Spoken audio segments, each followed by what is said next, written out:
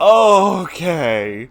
You know, I said I was expecting this chapter to be crazier than the last one, but yeah, yeah, you know what? Yeah, it was. First, let's start with my favorite thing.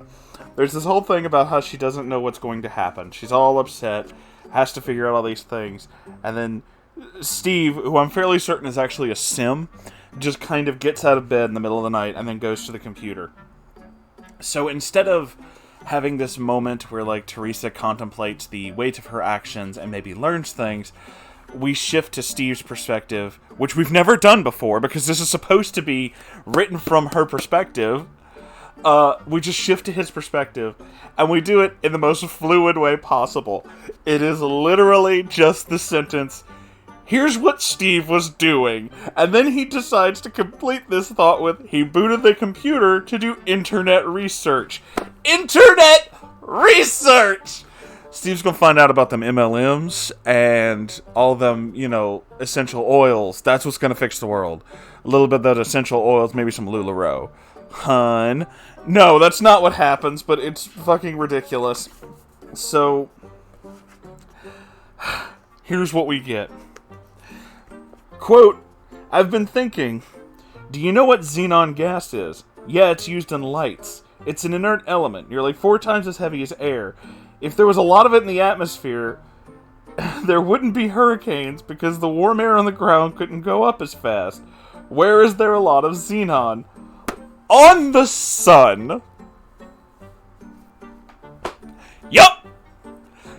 She's gonna suck gases out the sun because she's just right back into God mode. She's just a god again, and that's how Norman solves all of the problems when problems arise in this book. We just immediately go back into like just God mode. It's just, this is what we're doing, right? Okay, so that's what we're doing. We're back into God mode. We're gonna find this xenon. We're gonna take it off of the sun.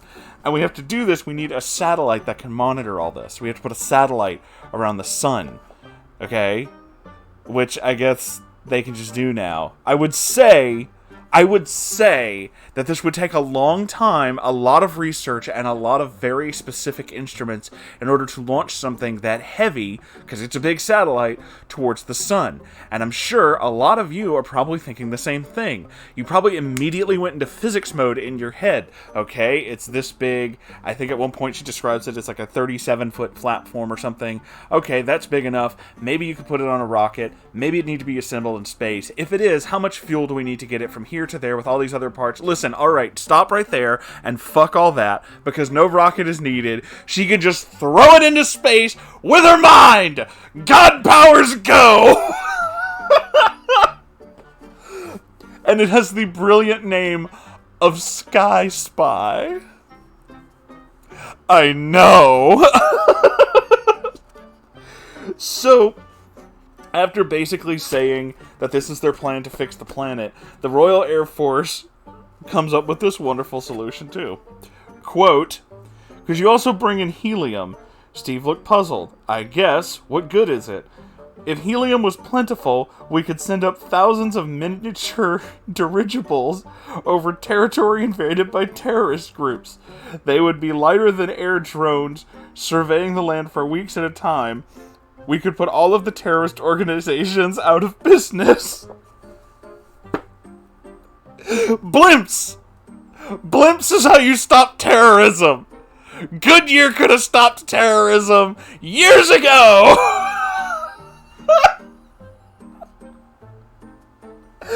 Okay. Woo! Alright. So here's the problem with their theory here. These spy blimps, which, yeah, you could shoot them down. I know that's your first thought. But secondly, here's the other problem with that. We already have something like that. They're called satellites. That exists already. So, on the other hand, Helium-3, if I'm not mistaken, is a super rare helium that is found in abundance in certain places, but not so much here, which could be used as a very powerful fuel source to basically end, needing reusable fuels, right? So this stuff burns so clean and it's so much less dangerous and all this other shit that it could basically become this fuel source that would fix a lot of our global warming problems and our fuel needs and our power needs and all this shit right at once. But fuck all that. Blimps. We need sky spy balloons. The Macy's Day Parade is going to rain down terror upon Al-Qaeda.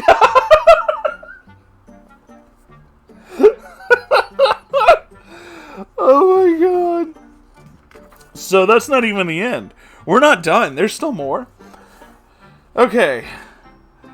Quoting, Blair visited with 4 guys from NASA. Just some guys. They had interesting questions. Could I put a large telescope on the moon? Yep, I could do that. Throw something together and I'll deliver it. Again, we don't need rockets anymore. Theresa can just mind shoot it up there. That's telekinesis, Kyle. Could I put a robot on Mars? No, the problem is the time delay. I can't give Hal instructions exact enough to keep it from crashing.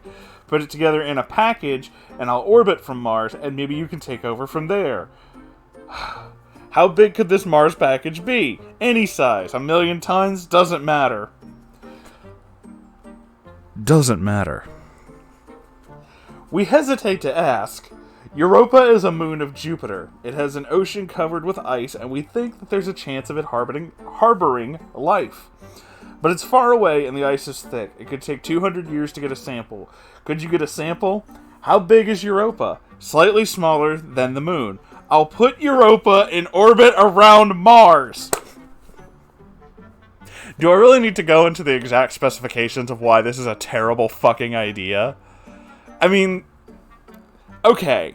So we've established that Hal can't teleport things, it just moves them.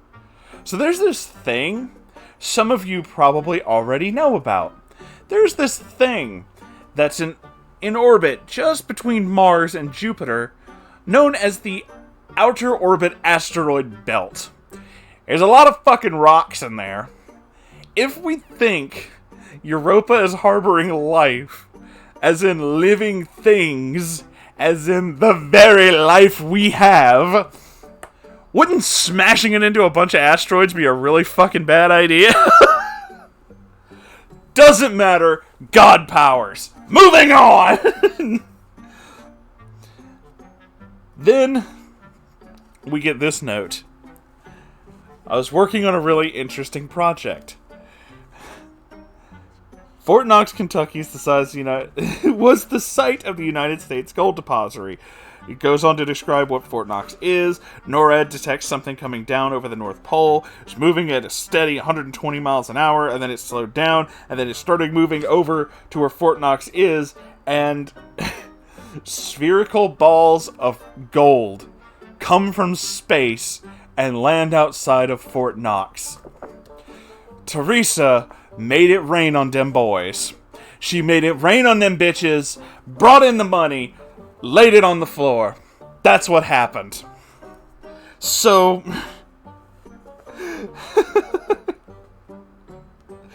oh, God.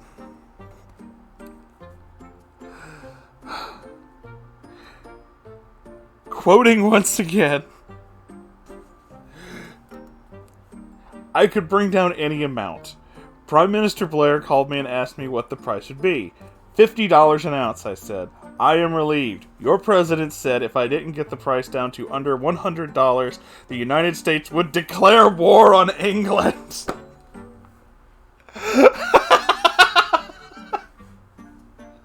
I don't even... Oh my god. I can't. Oh my god, I can't.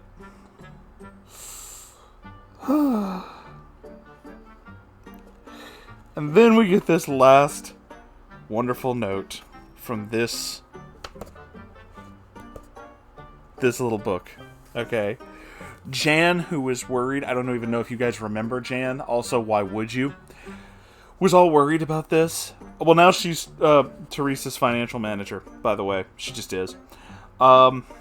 She found a small iron foundry in Lexington and made an offer to buy the place. They accepted.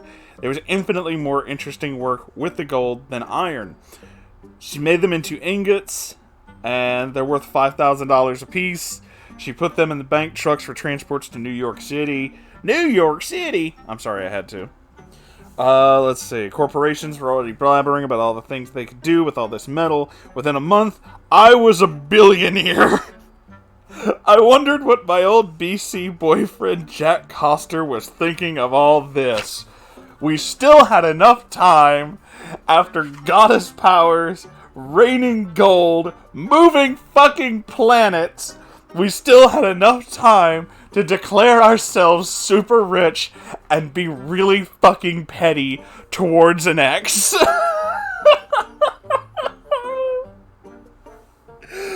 I am so fucking blown away by this right now. I don't even have words.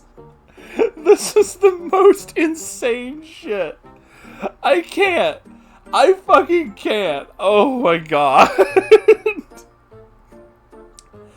You guys, you don't even know.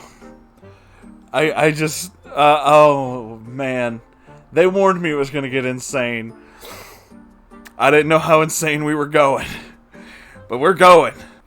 Thank you everybody for watching, and a special thanks to my Moonfriendio Babbsy-kun for, well, being that. If you would like to donate to my Patreon, and maybe even join this tier, you can do that by going to, well, Patreon. And if you have your own story you'd like to send in, you can send it to r/Moonhorse Stories. And I also have a merch store if you'd like to buy something there. The links to all that and more are in the description down below. Thank you again for watching, and I'll see you in the next video. Okay, bye!